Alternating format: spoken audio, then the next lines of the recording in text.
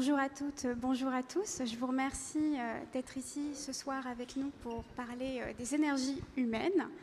Pendant les 2 jours de festival, on a beaucoup parlé des énergies matérielles, d'électricité, de transition énergétique. Et ce soir, nous souhaitions vous proposer un petit pas de côté pour parler des énergies humaines, qui nous semblait un sujet un peu sous-estimé et qui méritait un focus. Pour cela, effectivement, nous avons souhaité en parler, car les énergies humaines nous semblaient être un sujet assez central, car c'est ce qui alimente la performance des entreprises. Et aujourd'hui, la santé mentale devient un sujet de plus en plus prégnant, de plus en plus important dans les entreprises, dans les organisations en général. Et c'est un sujet qui est de plus en plus amené sous l'angle de la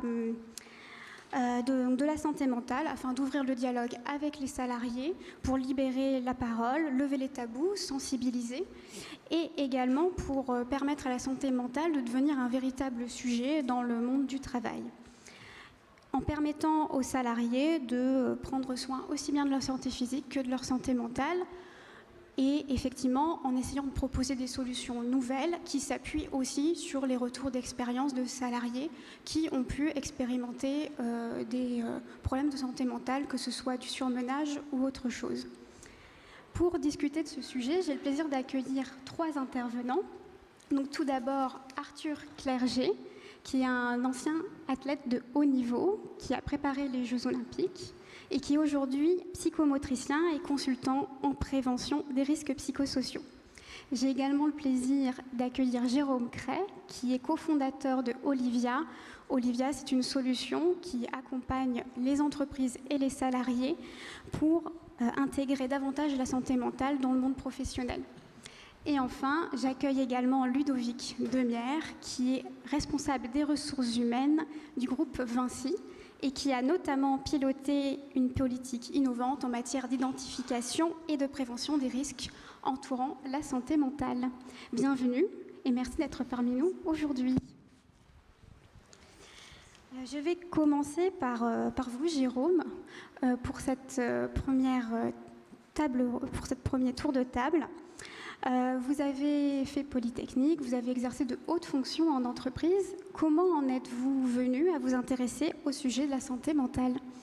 Oui, bonsoir à tous. Donc moi je ne suis pas du tout psychologue de formation, je suis ingénieur de formation, donc j'étais cadre supérieur dans des grandes entreprises pendant 10 ans. J'ai été un peu trop performant, c'est-à-dire que mon cerveau était un peu trop présent et ne parlait pas tellement à mon corps. Et du coup, je me suis retrouvé dans un job qui m'a mis en difficulté dans une entreprise avec une culture compliquée, avec un contexte personnel compliqué. Hein, donc, vous sentez un peu le terreau du burn-out.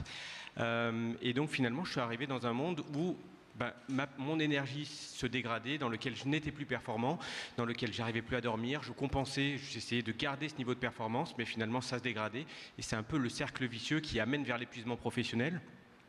Donc j'ai quand même réussi à en prendre conscience, je suis allé presque dans le mur. Quand on va dans le mur, normalement on s'arrête 6 mois.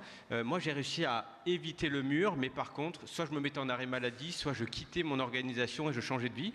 Et donc j'ai décidé de quitter l'organisation dans laquelle je travaillais, de faire beaucoup de psychologie, de coaching. Quand on dit psychologie, parfois on voit des choses sur « ok, je vais parler », mais moi le but c'était d'éviter de parler. Et donc tout le travail que j'ai fait, c'était comment j'arrive à fermer les yeux, à me mettre dans mon corps, à savoir quel est mon niveau d'énergie. Et du coup, ce qui était intéressant, c'est que j'ai mis 35 ans à l'école polytechnique. On voit des équations mathématiques très compliquées, mais on m'a jamais parlé d'émotion, on m'a jamais parlé d'énergie du corps, on m'a jamais parlé de ces sujets-là. Donc j'ai mis 35 ans juste pour découvrir tous ces sujets qui sont fondamentaux parce qu'on ne peut pas performer sans ça. Et donc on a créé Olivia il y a 6 ans avec cette volonté de changer le discours sur la santé mentale, casser avec la notion classique dans le monde des entreprises qui est la notion de risque psychosocial. Donc pour la petite histoire, il y a 6 ans, la santé mentale c'était un risque. Je gère un risque réglementaire, je dois faire un document d'évaluation des risques. Et la santé mentale c'est ça, je dois gérer le harcèlement. Et le but ça a été d'opérer un shift qui est la santé mentale c'est un engagement sociétal, c'est un engagement d'entreprise, ça fait partie de l'énergie humaine, ça fait partie de ce qui permet de mobiliser le capital humain et de le préserver aussi. Voilà. Donc comment est-ce qu'on arrive à opérer ce changement? Et donc on a plein de façons pour libérer la parole et puis derrière l'intégrer dans des entreprises. Merci beaucoup. Je vais maintenant m'adresser à vous, Arthur. Vous avez donc été sportif de haut niveau dans le passé. Comment cette expérience a pu impacter votre vision de la santé mentale? Eh ben, merci pour l'accueil déjà, merci pour me donner cet espace de parole. Comment?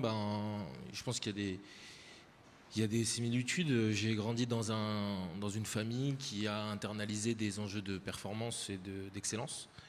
Et ces enjeux, on va le voir, et c'est pour ça que je suis ici, qu'on est là, c'est que ça a un coût. Ça a un coût parce que c'est quand même une forme d'utilisation de l'énergie. On va y revenir, j'espère, parce que c'est quand même central aujourd'hui. En tout cas, j'ai mis tout le temps mon énergie vers un but, être champion du monde, être champion olympique. Ça a été toute mon histoire, ma façon de faire, dans un terreau familial les conditions autour de moi et l'environnement autour de moi étaient autour de ça. Et il s'avère que au prix de cet objectif, j'ai évité les signaux faibles, évité les messages douloureux, que ce soit de mon corps, de ma tête, de mon corps ou mon esprit. Et j'en suis arrivé finalement à 24 ans, alors que ma carrière était à maturité et que je me rapprochais vraiment des Jeux Olympiques de 2021. En fait, le corps qui crie, le corps qui ment pas et qui me met dans une situation d'expérience douloureuse où je peux plus marcher, je peux plus dormir, et finalement un diagnostic arrive d'une arthrose très importante, avancée des hanches, et finalement de cette arthrose une crise identitaire, puisque j'ai toujours investi mon énergie physique, psychique dans cette forme de travail finalement, et d'un seul coup tout tombe, mon corps me lâche parce que je l'avais pas écouté, et donc du jour au lendemain, c'est mieux comme ça, et du jour au lendemain, qui suis-je, tout ça, donc dépression, donc d'un trouble somatique, de douleurs ignorées, j'en suis arrivé à un trouble psychique, dépression, épuisement. Après on pourrait débattre sur burn-out sportif ou pas. Aujourd'hui, j'en suis sensible. Je suis venu là parce qu'on m'a parlé d'énergie, on m'a invité pour l'énergie. Je suis donc là pour vous expliquer un petit peu, vous coacher comment bien dormir, bien manger ou bien récupérer. C'est ce que font tous les coachs. Je rigole. Je ferai pas du tout ça, c'est une grosse blague justement. J'ai été trop impatient, mais j'aurais dû laisser ce suspense. Non, justement, essayer de je dis pas que c'est inutile ce versant, mais c'est peut-être d'aller chercher dans nos environnements de travail, peut-être même d'existence au-delà du travail, qu'est-ce qui fait qu'il y a des façons de vivre, façons de travailler qui finalement sont une forme d'extraction de notre énergie. Hier, monsieur Médard nous a expliqué l'extraction des stocks, des flux, et c'est vraiment ça la logique de performance. Pareil, je renvoie à l'année dernière, je crois que c'est Olivier Amand qui est venu pour montrer que la logique de performance, finalement, c'était d'ignorer tout le reste, mais finalement, ça produit des coûts. Et les coûts, moi, je les ai vécus dans mon corps, dans mon esprit, dans mes conditions de vie, d'existence. Et aujourd'hui, j'en arrive là à me dire, en fait, qu'est-ce qu'on peut faire en soins, en prévention de tout ça. Et donc, dans cette reconversion, depuis une paire d'années, bientôt 10 ans, c'est 10 ans maintenant, j'en suis devenu psychomotricien. Le psychomotricien, c'est une discipline, un métier qui permet de rencontrer neurologie et psychologie, donc corps-esprit, on y retrouve. Au cœur, c'est peut-être l'attention, on verra. Et en fait, avec ce métier, on soigne à droite à gauche. On fait aussi de la prévention. Vous connaissez peut-être chez les enfants ou dans d'autres espaces. Et là, j'intègre tout doucement cette dimension dans les entreprises et dans une approche qu'on verra tout à l'heure où justement qu'est-ce qui gravite autour de l'individu, autour du sujet, ne pas tomber dans l'individualisation, pas trop en tout cas. Et finalement j'en suis arrivé à ça, cette thématique, cette métaphore de l'eau et du bocal. L'idée que le poisson, on peut regarder notre poisson dans un bocal, imaginez un bocal face à vous, un poisson qui fatigue, un poisson qui tourne, qui s'agite, qui dort pas peut-être. Et puis ce poisson, en fait, on peut le regarder et l'aider, le soigner, lui mettre des pansements, mais finalement, on peut le sortir, l'emmener chez le vétérinaire, mais finalement, on le remet dans le même bocal. Donc l'idée préventive d'aller regarder le bocal, d'aller regarder l'eau du bocal qui nous entoure, la même chose qu'on fait dans d'autres espaces, hein, en psychopathologie où j'ai travaillé, la réintégrer dans les dimensions préventives en entreprise. Après, on verra comment et avec quels outils, quoi. Voilà tout. C'était beaucoup trop long. Désolé. Vaste sujet. C'était parfait, il n'y a pas de problème, nous sommes parfaitement dans le timing. Merci pour ces 2 témoignages. On comprend de ce que vous nous avez expliqué que l'environnement de travail et que, effectivement, cette espèce de course finalement à la performance, à la compétition, peuvent provoquer des risques psychosociaux et des troubles de la santé mentale. Je m'adresse maintenant à vous, Ludovic Demierre. Donc, vous êtes directeur des ressources humaines, qui est un poste assez clé dans les entreprises, et vous êtes directeur donc des ressources humaines pour le groupe Vinci, qui est un grand groupe des concessions, de l'énergie, de la construction. Comment vous vous êtes intéressé au sujet de la santé mentale avec votre casquette de DRH ? Bonsoir à toutes et à tous. Ce qu'on peut dire, c'est que dans une approche française, dans un premier temps, c'est qu'on a longtemps parlé des risques psychosociaux. Donc on était sur des, vous vous souvenez, la crise France Télécom, etc. Et donc on était sur une vision qui était très négative et très défensive du sujet de ce qui est peut-être de la santé mentale. Et donc on avait des plans de prévention des risques psychosociaux à faire dans les entreprises, etc. Mais encore une fois, c'était très défensif et c'est quelque chose qu'on devait faire et qui était pas forcément, enfin, qu'on avait toujours un petit peu de mal à mettre en œuvre parce que souvent on était plutôt à gérer des crises qu'à gérer le sujet dans la durée et je pense que c'est ce que Jérôme a bien expliqué par rapport à son parcours. Par ailleurs, on est dans des métiers chez Vinci où on a beaucoup de nos collègues qui sont sur le terrain, qui travaillent au quotidien avec leur corps et donc pour lesquels la santé physique est leur priorité. Ça rejoint un peu ce que disait Arthur, c'est-à-dire que nos compagnons sur les chantiers ou sur les sites d'exploitation, c'est un peu des sportifs de haut niveau. C'est-à-dire que tous les jours, ils travaillent, tous les jours, ils mettent leur corps en mouvement, ils doivent s'assurer que leur corps soit en bonne santé et quelque part, la santé mentale n'est pas le sujet prioritaire. Et puis on a nos collègues anglo-saxons qui ont, eux, eu ce sujet-là depuis plusieurs années et qui nous expliquaient qu'ils travaillaient sur ce sujet de santé mentale venant d'autres secteurs d'activité et d'autres cultures peut-être plus avancées sur ça. Et c'est comme ça on s'est dit, finalement, on doit prendre en compte ce sujet de la santé mentale au même titre que le sujet de la santé physique parce que il y a des jours où sur le plan physique on va se sentir bien, il y a des jours où on va se sentir un peu moins bien et finalement sur la santé mentale c'est la même chose et quand on se posait les questions sur sur des causes de certains accidents ou presque accidents, on n'arrivait pas à comprendre alors qu'il y avait toute la sécurité, il y avait toutes les règles qui étaient connues, qui étaient maîtrisées, le bon matériel et on n'arrivait pas à comprendre pourquoi notre collègue ou une personne dans l'équipe n'avait pas appliquer les choses ou s'était trouvé dans une situation où le fonctionnement collectif n'avait pas été optimum et on s'était trouvé sur un accident, sur un presque accident. Et c'est comme ça qu'on s'est dit, il y a ce sujet-là qu'il faut qu'on travaille en amont, non pas en mode défensif, mais en mode positif et de l'intégrer dans nos politiques de formation et de prévention. Très bien, donc si je comprends bien, donc la santé mentale est devenue un enjeu chez Vinci au même titre que la santé physique. Comment cet enjeu se matérialise au-delà de la prise de conscience? Comment vous avez mis en place des choses concrètes pour répondre à cet enjeu-là? C'est un sujet qu'il faut qu'on intègre dans le mode de fonctionnement quotidien de l'entreprise, c'est-à-dire que il faut tout d'abord que les managers aient conscience de ce sujet, comprennent de quoi on parle. Jérôme pourra peut-être témoigner puisqu'il en a formé et croisé un certain nombre de chez nous et pour lesquels c'est pas forcément quelque chose de naturel, de spontané. On a parfois un peu l'impression d'ouvrir la boîte de Pandore parce qu'on se dit mais est-ce que, je l'ai entendu beaucoup de fois, on va ouvrir la boîte de Pandore si on parle de ça. Alors déjà, C'est-à-dire que si on pense ça, c'est qu'il y a un sujet, c'est le premier point. Donc c'est pas en ne pas en parlant qu'on va régler le problème. Donc c'est-à-dire qu'il faut quand même plutôt s'en occuper. Et pour s'en occuper, faut se faire accompagner. Il faut comprendre de quoi on parle. Il faut comprendre quel est le rôle du manager par rapport à ça. Le manager, c'est pas un psychologue. Le manager, il doit pas, c'est pas à lui de régler les problèmes. Il y a des spécialistes pour ça. Et donc il faut lui apprendre à détecter des signaux faibles, lui apprendre à prendre en charge une situation. L'exemple qu'on prend souvent, quand sur un chantier, on a un collaborateur qui vient et qui dit à son chef de chantier ou à son conducteur de travaux, j'ai mal au dos, je peux plus travailler. Le chef de chantier lui dit pas, allonge-toi sur la table, je vais te faire un massage, ça va aller mieux.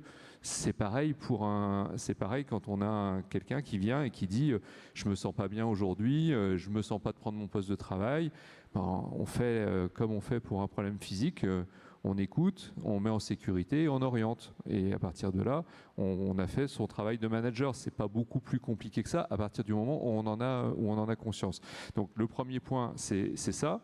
Le deuxième point, c'est de libérer la parole de l'ensemble des collaborateurs sur le sujet, de montrer que ce sujet, c'est un sujet qui est pris en compte dans l'entreprise, qui est écouté et qui a des moyens et des ressources pour pouvoir travailler en amont dessus, pour pouvoir avoir des ressources nécessaires en cas de difficulté ou pour pouvoir se faire accompagner. Et puis, dernier point qui me semble extrêmement important également, c'est qu'il faut impliquer les collaborateurs et impliquer leurs représentants et donc on a beaucoup travaillé avec les représentants du personnel sur le sujet, où on continue à travailler. Je parle de mon expérience plutôt dans la construction sur mon poste précédent, mais parce que c'est aussi en travaillant avec les représentants du personnel, de très bons liens pour travailler sur un sujet ensemble, qui est un sujet d'intérêt général et sur lequel, en alliant nos compétences, il n'y a pas d'un côté la direction ou d'un côté les collaborateurs, c'est vraiment un sujet qui est commun et sur lequel on peut travailler et faire des choses très constructives ensemble. Merci. Je comprends donc qu'effectivement la santé mentale est devenue un vrai sujet chez Vinci. Je m'adresse maintenant à vous, Jérôme. Quelles solutions concrètes vous pouvez apporter avec Olivia? Qu'est-ce que Olivia finalement permet, en quoi ça permet d'accompagner les entreprises et les salariés? Du coup, nous, donc notre cœur de métier, c'est de repenser des systèmes d'accompagnement individuel, notamment des lignes d'écoute psychologique. Donc on a une super solution, mais avant de déployer une super solution, le premier enjeu, je vais reprendre un peu les propos de Ludovic. Le premier enjeu, c'est pas de déployer une super solution. Le premier enjeu, c'est d'oser en parler. Et donc, oser en parler, ça veut dire déjà incarner ça au plus haut niveau. Donc Ludovic a eu ce courage aussi d'incarner ça et d'embarquer le comité exécutif de Vinci Construction. Il y a eu un film qui a été fait qui s'appelait Are You OK? Et donc ce film, il a quand même touché plus de 100 000 collaborateurs dans plusieurs pays. Nous, on a accompagné le déploiement du film. Et ça, c'est un des premiers leviers, c'est-à-dire de le rendre accessible, d'enlever toutes les croyances négatives. La psychologie, c'est pour les fous, la psychologie, c'est pour les faibles. La vulnérabilité, il faut la cacher. Les sujets personnels, on les laisse de côté. Non, la vulnérabilité, si vous n'avez jamais vu cette vidéo qui s'appelle The Power of Vulnerability, je vous conseille de regarder ça, c'est un super TEDx. La vulnérabilité, c'est ce qui crée du lien humain, c'est ce qui crée aussi un peu de lien, d'émotion, voilà, de la connexion. Et donc, c'est finalement comment est-ce que, dans ce film, on montre une personne sur le chantier qui est vulnérable. La personne va la voir, elle dit mais est-ce que tu vas bien? Il dit oh oui, ça va, ça va. Et après, t'es sûr que tu vas bien? Parce que là, t'es tout seul concrètement et t'as l'air fatigué et t'as pas l'air très présent. Et donc, c'est le rendre intégré. Et donc, essayez d'imaginer le matin, quand vous dites bonjour à vos collègues, le nombre de personnes qui ça va? Ouais, ça va. Et en fait, vous voyez que leur visage il dit ça va pas.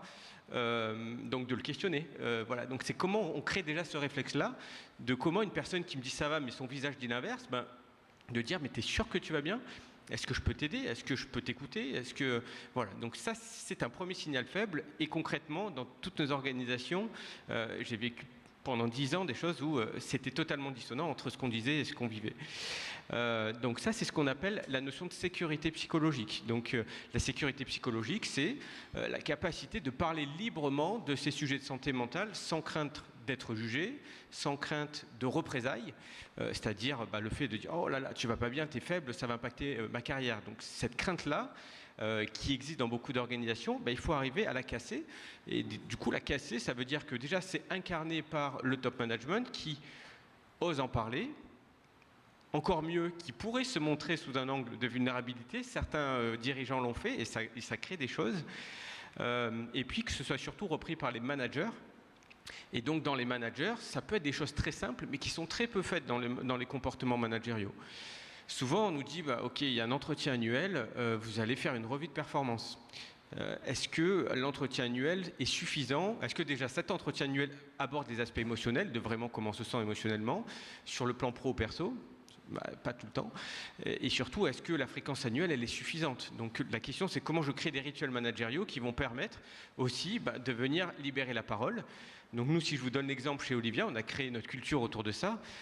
Tous les 3 mois, il y a une sorte de cercle de parole dans lequel chacun donne sa météo intérieure. Je me sens comme ça, telle émotion. Et puis on écoute la personne, on ne la juge pas. Et puis ça permet de recréer du lien, peut-être de capter quelque chose qu'on n'avait pas vu, de la prendre en considération, d'aller la voir après. Voilà, donc essayer d'avoir des rituels qui permettent juste d'ouvrir cette porte-là, qu'elle soit faite dans des feedbacks, dans des petits jeux aussi, nous, qu'on a créés, qui permet un peu de libérer la parole, et surtout que ce soit incarné au plus haut niveau. Donc ça, c'est le premier enjeu. Et ce premier enjeu, ça a été très bien fait chez Vinci Construction, parce que ça a été pris avec un film qui est très beau, qui crée de l'émotion et qui a parlé et qui a résonné à beaucoup de monde. Donc le premier enjeu, c'est de créer de la résonance pour changer ses croyances autour de la santé mentale. Une fois qu'on a fait ça, nous, on a plein de choses qu'on peut faire pour accompagner ces systèmes. Le premier, c'est donc on peut former les managers. Donc on a formé les managers, la détection des signaux faibles, quel est mon rôle, ma posture, comment je suis en tant que manager. Notamment quand on est un manager technique, on aime bien donner des solutions. Là, ce n'est pas la bonne posture de donner des solutions. Le but, c'est d'être dans une posture d'écoute active. Donc, c'est quoi l'écoute active? Il y a des techniques d'écoute active. C'est assez déstabilisant de dire, en fait, je ne vais pas donner de solution, mais ça va plus aider la personne si je ne donne pas de solution. Déjà, là, il y a beaucoup de managers qui bloquent en disant, en fait, mon rôle, c'est juste d'écouter. Une fois que j'ai écouté, que j'ai un peu d'empathie, comment je passe le relais? Mais comment je passe le relais? En disant que je suis toujours avec toi. Voilà, donc ça, c'est des techniques, ça s'apprend, et c'est des vraies techniques de management. Donc on a accompagné les managers là-dessus. On a créé aussi ce qu'on appelle des réseaux de secouristes en santé mentale. Donc comme vous avez des secouristes en santé physique, maintenant, il y a la même chose pour les troubles psychologiques. Donc on a commencé à former des personnes chez Vinci Construction à un niveau un peu plus technique, donc là on rentre un peu plus dans le détail, mais c'est des vrais relais, au même titre que des relais de secouristes physiques sur comment j'aide une personne qui peut vivre une crise suicidaire, comment est-ce que je la sécurise, comment je l'accompagne, comment je détecte, avec des choses qui sont très compliquées parfois. Donc quand on rentre dans cette formation, on dit par exemple, une personne qui vit une crise suicidaire, il faut lui... Si on estime qu'elle va passer à l'acte, il faut la questionner dans le dur, savoir, il y a plein de choses là-dessus qu'on n'apprend jamais parce que c'est des tabous et qui sont hyper importants, parce que la vie de la personne peut être en jeu. Et le dernier volet, et ça c'est notre cœur de métier, on a nous repensé des systèmes d'accompagnement individuel. Donc on a une solution qui vient moderniser des lignes d'écoute psychologique. Donc quand on regarde les lignes d'écoute psychologique, quand on a créé Olivia il y a 6 ans, on demandait aux salariés, mais est-ce que vous appelez les lignes? Non, on ne les appelle pas. Pourquoi? Parce que moi, parler à un psychologue, c'est compliqué. Il faut que j'appelle, je ne sais pas sur qui je vais tomber. Je n'ai jamais parlé à un psychologue. Et puis, il y avait toutes ces représentations négatives. Donc voilà, du coup, comment on crée des solutions qui permettent progressivement de rentrer sur un objectif. Je veux gérer mon stress, je veux mieux dormir. Et derrière, créer des parcours dans lesquels on va sensibiliser les salariés et dans lesquels on va les amener petit à petit à échanger avec un psychologue et le faire sur de la prévention. Pas sur du curatif ou du réactif, mais le faire comme j'enlève un caillou dans la chaussure, j'essaye de gagner en qualité de vie. Et ce qui est marrant, c'est que quand on fait ça à large échelle, du coup, non seulement on gère le risque psychosocial de façon plus efficace, mais surtout on vient créer de l'engagement, on diminue du turnover, on donne des capacités de régulation à des équipes, on arrive à aider des salariés à formuler une demande plus claire à leur manager. Et donc il y a plein d'effets indirects qui sont positifs. Voilà. Et donc on essaye d'embarquer, nous, ce changement-là en disant... déjà incarner cet engagement sociétal autour de la santé mentale, mais surtout donner aussi des dispositifs individuels. Ça ne veut pas dire que tout est sur l'individu, le but c'est pas d'être un pansement, mais c'est que ça donne des capacités de régulation et bien sûr il y a tout le rôle des équipes RH sur l'organisation, sur les process, sur est-ce que la mission est claire, tout ça, ce sont des risques psychosociaux, l'autonomie, la mission, le management, mais il y a aussi des facteurs individuels et comment on en prend soin. Merci beaucoup, Ludovic Demierre. Je vous voyais hocher la tête et réagir à l'intervention de Jérôme. Donc, on comprend que vous avez collaboré ensemble tous les deux pour donc lancer une initiative au sein de Vinci Construction. Est-ce que vous pouvez nous en dire un petit peu plus sur ce qui a été fait, compléter le propos de Jérôme et peut-être nous dire aussi le bilan ou en tout cas le retour d'expérience que vous en tirez? En tout cas, Jérôme a bien décrit la façon dont on l'a fait ensemble. Effectivement, je ne pouvais être que d'accord avec, avec lui, puisque on avait choisi Olivia. Donc, non, ce qui est intéressant, c'est qu'il y a une méthodologie, il y a une plateforme qui, et je ne sais pas pour faire la pub d'Olivia, mais je trouve que nous, ça correspondait très bien à notre attente, c'est-à-dire qui à la fois permet de faire beaucoup de entre guillemets préventif, même si j'aime pas beaucoup ce mot-là, puisqu'en fait on n'est pas plus en prévention que simplement de prendre conscience avec des autodiagnostics qui sont possibles pour les collaborateurs, de savoir quels sont ces points d'attention, les moments sur lesquels on peut se sentir un peu plus en difficulté, sur lesquels on peut se sentir un peu plus en stress que d'autres. Et ça, on l'a tous. Négocier un contrat, prendre la parole en public, quand on rajoute à ça des moments personnels qui peuvent être plus difficiles ou des moments de vie qui peuvent être plus ou moins impactants dans ce qu'on fait, tout ça, c'est la vie de tous les jours de tout le monde. Ça, quand on en prend conscience, on sait aussi, on peut se faire accompagner et ça, la plateforme le permet en amont, en toute confidentialité évidemment, et permet aussi aux collaborateurs de se prendre en main sur le sujet et de pouvoir être accompagnés et aussi de pouvoir avoir accès aux séances avec les psychologues de manière, si possible, j'allais dire préventive le plus possible, parce que c'est mieux d'en parler avant qu'après, c'est comme pour le reste. Et puis, en cas de problème, de pouvoir avoir un recours où nous, en tant que RH, en tant que manager, orienter aussi les collaborateurs vers les plateformes, vers les psychologues pour dire là, c'est pas, voilà, comme je disais tout à l'heure, on détecte et puis on sécurise et on oriente parce que on se dit là, mon collaborateur, ma collaboratrice a peut-être besoin de quelqu'un et c'est pas mon métier. Et puis on voit ensuite, évidemment, il y a les médecins du travail, enfin il y a tout un environnement dans l'entreprise, mais c'est aussi intéressant. Et puis ça permet d'objectiver, alors c'est peut-être le côté polytechnicien de Jérôme, ça, d'avoir des tableaux de bord qui nous vont bien et qui vont bien dans une entreprise où il y a beaucoup d'ingénieurs, de pouvoir suivre finalement le pourcentage de collaborateurs qui s'inscrit sur la plateforme, qui a recours au psychologue, et encore une fois, en le voyant de manière positive, moi, plus les collaborateurs s'inscrivent, plus je trouve que c'est bien. Enfin, plus je trouve que c'est un signe de maturité, c'est un signe qui me fait dire que demain, l'entreprise devrait mieux fonctionner. Et puis de mesurer le niveau, puisqu'il y a des questionnaires réguliers pour savoir comment on se sent dans l'entreprise, etc., de pouvoir mesurer ça. Et donc c'est un vrai outil aussi pour nous.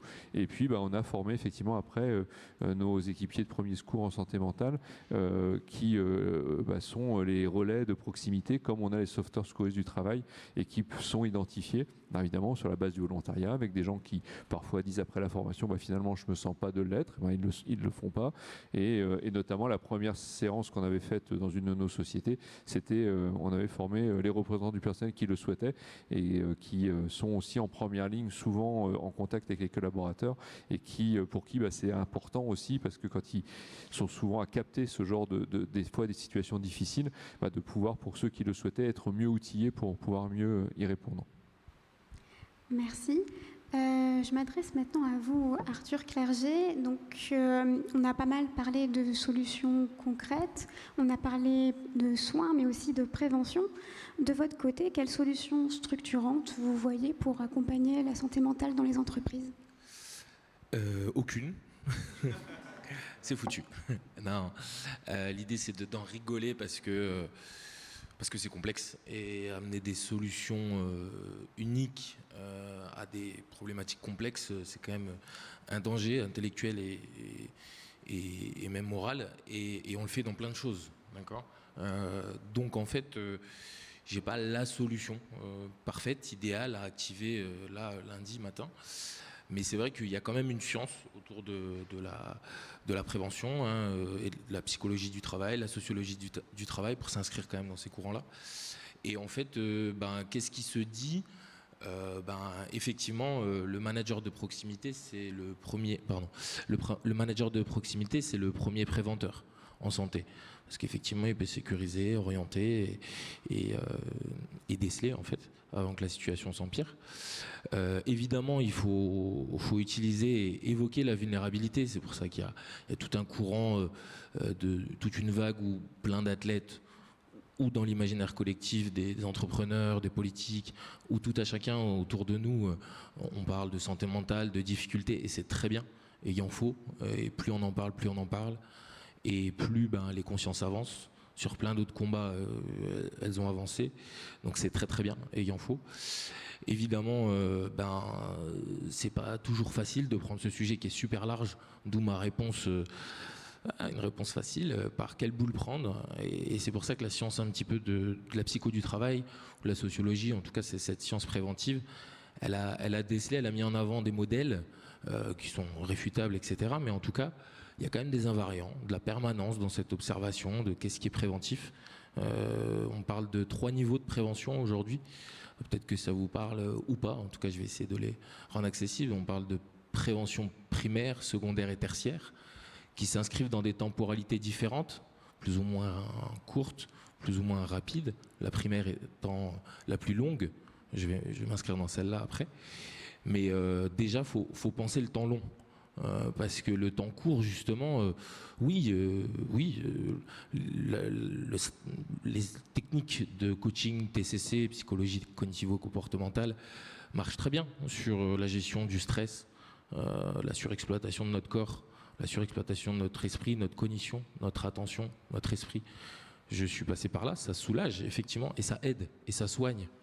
Et des fois ça prévient, parce qu'on est plus sensible à la montée en stress professionnel pour prendre un risque parmi d'autres. Oui, effectivement, oui, on m'aurait peut-être prévenu, ou on aurait fait de la prévention si on m'avait écouté dans mes souffrances, si j'avais osé en parler. Mes souffrances somatiques, mon esprit stressé, mon manque de sommeil, mes angoisses, tout ça. À un moment donné, est-ce que c'est le lieu ? C'est un sujet, c'est un débat. Le lieu du travail, le lieu du tatami pour moi. Et finalement, comment elles auraient été accueillies ? J'en sais rien. En tout cas, là, on parle de prévention tertiaire. On soigne, on s'occupe, on s'intéresse aux sujets lésés, aux sujets en difficulté. On intervient. Je pense que c'est en partie vos solutions. En secondaire, en prévention secondaire, qui prend déjà un temps un peu plus long, on essaie d'outiller les collaborateurs, les managers, les directions sur comment l'individu peut s'outiller de techniques, de remédiation, de réactualisation d'une perception, de s'auto-évaluer, etc. Ça, c'est le secondaire. Le tertiaire et le secondaire, on est encore sur l'individu.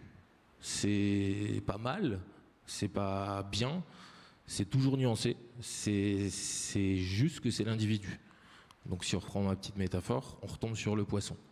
Le poisson, il dort pas bien, on va l'aider à mieux dormir. Et c'est très bien, on confond pas mon message. Le primaire, ce qui se dit, qui coûte beaucoup plus, parce que finalement on vient essayer d'objectiver l'invisible, que ce soit le stress, la tension, la souffrance, la difficulté, ça reste du non palpable, ça reste du perceptif.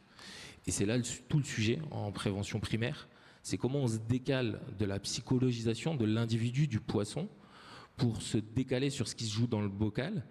Donc comment on peut diagnostiquer, objectiver, regarder un petit peu les conditions de travail, d'existence, en tout cas l'organisation du travail, pour être très précis, qui peut générer des facteurs de risque psychosociaux, comme on les qualifie. Donc ça, on est plutôt de l'ordre de la prévention primaire. Les 3 niveaux sont importants. Et moi, je prêche évidemment de plus en plus sur ce versant, mais c'est soit des poupées russes qu'on emboîte, soit une pyramide, vous le voyez comme vous voulez, mais c'est des actions avec des rôles et des temporalités différentes. Voilà. Plus concrètement, je prends un cas d'usage très simple, je vois que je parle trop.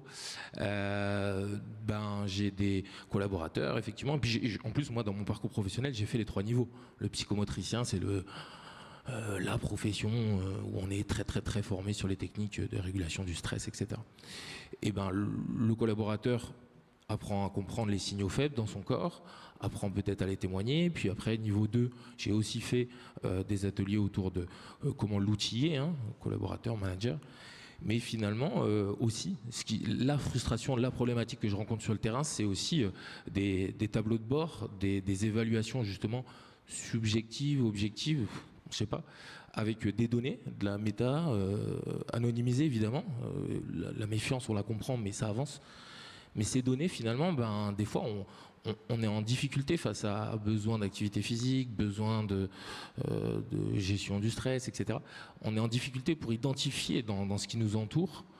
Et c'est là où on se dit, et en tout cas ce que recommande la science du travail, de la psycho du travail, comment diagnostiquer le travail réel et l'organisation de ce travail pour dézoomer, défocaliser de l'individu.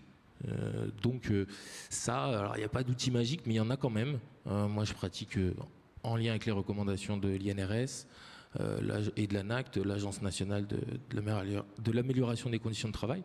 Je vous laisse aller voir ces ressources qui sont superbes à tous les niveaux que vous êtes. Et en fait, l'idée, c'est observer le terrain. Alors c'est plus coûteux peut-être en ressources intervenants, consultants, préventeurs. C'est coûteux en temps.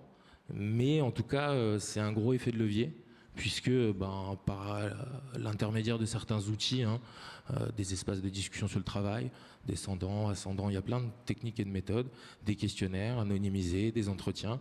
On vient croiser toutes ces données, des fois aussi des observations concrètes sur le terrain. Et avec ces données, on vient essayer de voir ce qui se passe dans le bocal. Voilà. C'est un petit peu là où j'ai ma croyance, on va dire.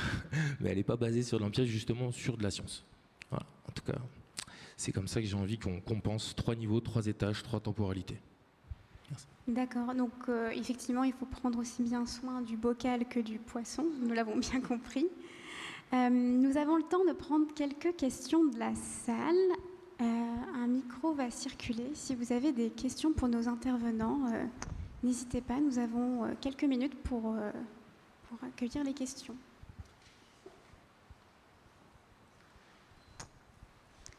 Ne soyez pas timide. La première est toujours dure, donc autant la lancer et lancer les questions. Est-ce qu'on a fait, peut-être Ludovic et les autres dans d'autres industries, mais est-ce qu'on a fait un lien entre la santé mentale et l'accidentologie sur les chantiers? Je pense à ça parce que c'est notre industrie, mais est-ce que c'est vrai ailleurs? Est-ce qu'il y a des sujets? Je pense à des routiers, je pense à d'autres métiers qui peuvent être des métiers compliqués. Est-ce qu'il y a un lien entre la santé mentale ou c'est purement une question de normes, de process, de respect et puis c'est deux mondes séparés?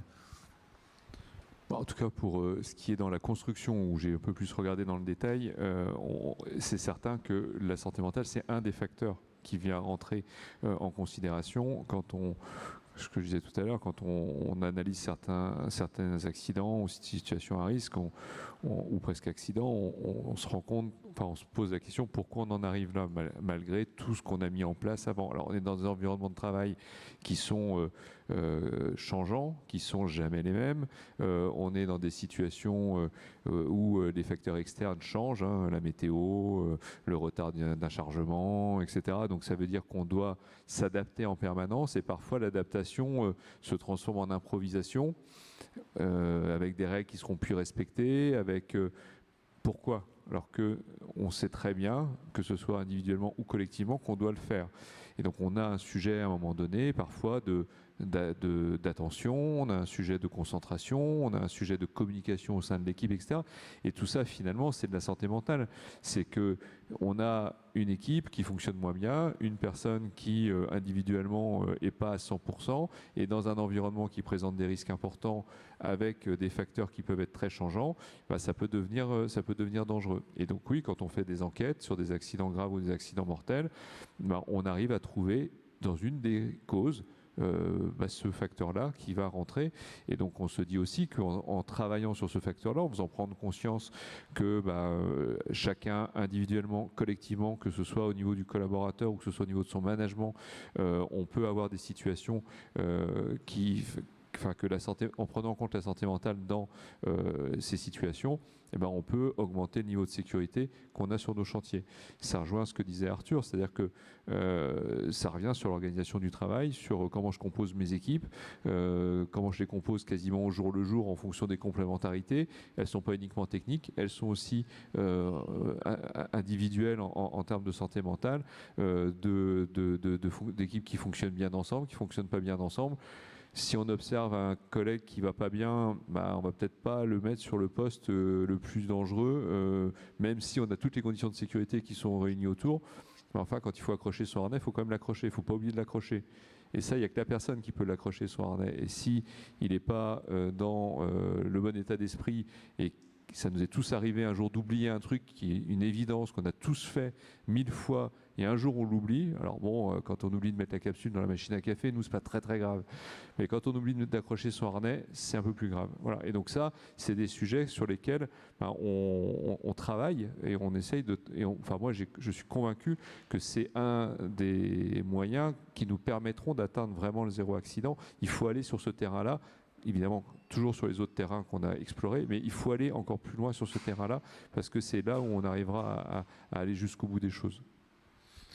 Je me permets, vous avez dit à son 100%, et c'est peut-être le sujet. Alors c'est multifactoriel, hein, ce qui nous emmène à accident, presque accident ou aux risques psychosociaux. Évidemment, il y a l'individu, j'ai assez dit, il y a l'organisation autour, il y a une société qui a des difficultés à répondre, à résister à l'impulsivité, à la pression temporelle, à l'immédiateté, à l'hyperconnectivité, technostress et tout ça nous embarque dans des rythmes. Et comment on fait quand même dans le bocal. Ça, c'est un vrai sujet. Et je ne sais plus si c'est là, mais vous aviez évoqué énergie féconde. Qu'est-ce qu'on en dit en fait? Fécondité, je me dis mais qu'est-ce qui est... Hier j'étais bloqué, je me dis c'est quoi la fécondité?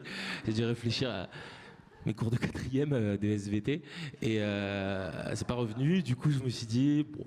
Et en fait en cherchant quand même, j'ai googlé hier, il y a l'idée de régénérer, il y a l'idée, monsieur Médard hier en a parlé bien, et notamment les flux d'extraction, etc. Regardez le replay d'hier et essayer de l'appliquer à ce sujet. Et qu'est-ce qui est quand même préconisé? Le 100%, c'est ça. Le 100%, est-ce qu'on doit être à 100%? Moi, j'ai cherché toute ma carrière à être à 100% de mon corps, 100% de ma cognition, 100% dans le collectif. Mais aujourd'hui, le corps, il est exploité, il m'a fait mal. Le corps, chez les collaborateurs, c'est les TMS. Dans la cognition, moi, c'était un esprit qui se fragilise, un esprit qui est toujours en insécurité.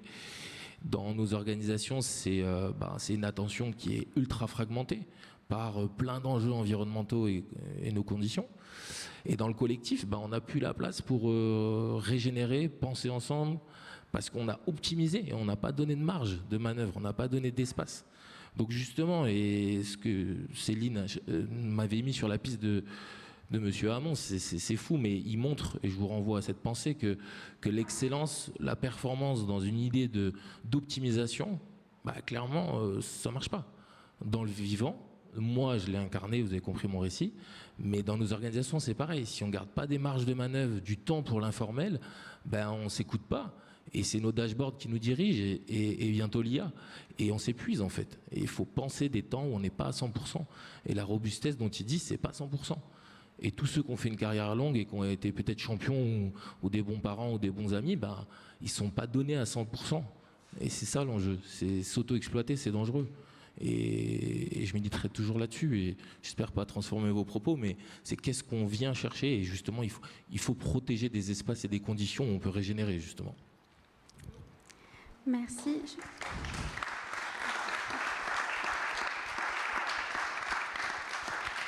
Merci beaucoup. Je crois qu'on a une toute dernière question très rapide. Oui, ça va être rapide. Mais surtout que Arthur vient de répondre en partie à la question que j'avais, donc c'est très bien. Merci d'avance. Et merci pour les échanges, c'est super intéressant. La question que je me posais, et merci d'avoir ramené le sujet aussi sur le structurel et l'organisation du travail et de manière générale sur l'organisation, parce que je crois, moi je travaille sur les sujets d'inclusion, et je crois que les sujets sont toujours à 3 niveaux, au niveau individuel, collectif et managérial, mais aussi au niveau structurel et des pratiques qui induisent des problématiques. Ma question était plutôt sur comment est-ce que vous prenez en compte les sujets, parce qu'on parle de santé mentale en le regardant quand même de façon un peu négative, c'est-à-dire ce qui ne va pas, et comment est-ce que vous prenez en compte les sujets de neurodiversité, par exemple, ou de vulnérabilité de manière générale qui peuvent être différentes d'un individu à l'autre ou d'un groupe d'individus à un autre. Je ferai très court, promis. J'ai une carrière clinique en pédopsychiatrie sur la neurodiversité, qu'est-ce que l'inclusion et comment on peut aussi malmener dans l'inclusion mal faite.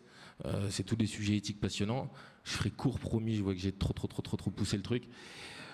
Principe fondamental de prévention, pareil, je renvoie INRS et tout, on adapte le travail à l'homme et non l'inverse. Cette inversion protège.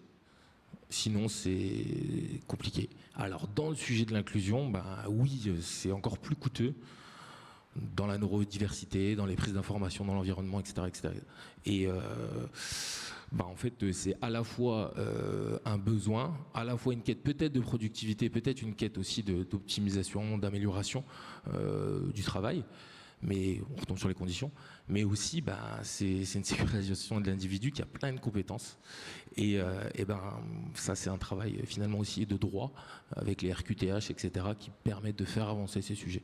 Voilà, donc comment on adapte, j'ai encore une fois, c'est très très large, mais activer le levier RQTH, et je suis convaincu, ça se fait aux US dans un penchant un peu limite sur le plan éthique, même dangereux, mais dans la neurodiversité, l'autisme, le TDAH, c'est une perception du monde comme vous faites ici, par effet d'impulsivité, par effet de fluence d'esprit, qui fait que ça fait émerger des idées magnifiques, et ces publics-là sont capables de ça.